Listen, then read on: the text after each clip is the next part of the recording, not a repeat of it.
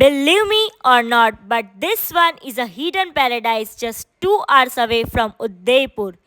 Welcome to Jawai leopard den resort Bera Rajasthan. એક એવી place જ્યાં તમને નેચર અને પીસનો બેસ્ટ એક્સપિરિયન્સ મળશે. Here you will find 18 cozy stays.